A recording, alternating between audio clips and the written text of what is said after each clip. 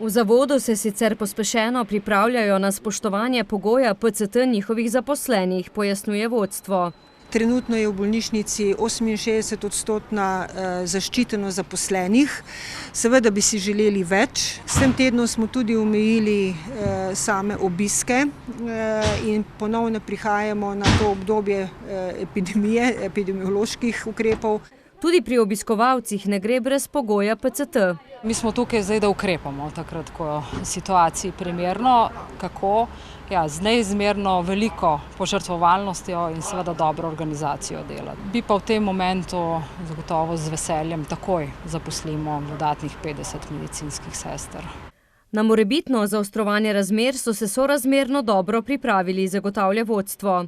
Okoliščine so pa predvsem, koliko hudo bolanih, koliko bolanih ljudi bomo mogli v bolnico sprejeti, zato še zmeram velja trditev, da pravzaprav epidemija je na plečih tistih, ki se še niso cepili.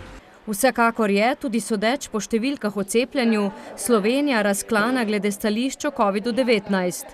Odnosi z javnostjo od začetka epidemije niso bili najboljši, zdaj smo se seveda veliko stvari naučili, bi pa seveda tudi želeli, da ljudje enkrat začnejo zaupati sami stroki.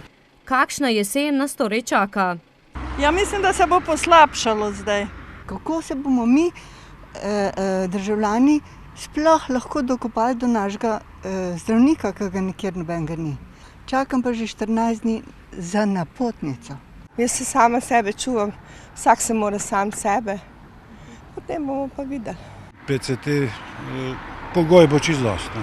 Moje mnenje je, da je stvar preveč spolitizirana, stroka nima glavne besede, ki bi jo mogla imeti. Kot smo izvedeli, v sosednjem zdravstvenem domu se trudijo biti bolnikom čim bolj dostopni.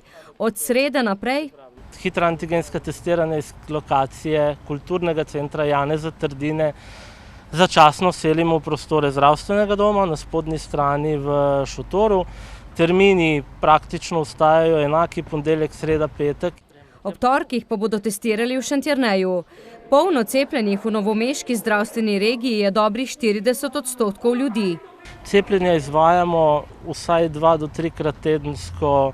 Imamo odprte termine, se pravi termine brez naročanja tukaj pri nas v zdravstvenem domu. Cepljenje izvajamo tudi z mobilnimi timi, se pravi v ostalih občinah. V Posavju ta hip še nimajo covidnega oddelka. Odprli ga bodo ob več kot 500 hospitaliziranih covidnih bolnikih v Sloveniji, po besedah direktorice bržkone v prihodnjih 2 tednih. Največ težav imamo seveda na internem oddelku, kajti ko moramo organizirati še delo na covid oddelku, pomeni, da je to eno delovišče za zdravnike in sestre več. Vsak izpad delavcev skušajo nadomestiti, razpisujejo nova delovna mesta, a si želijo dodatnih prijav.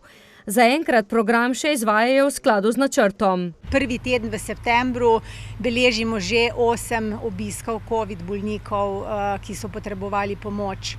6 so jih premestili na covidne oddelke drugih bolnišnic.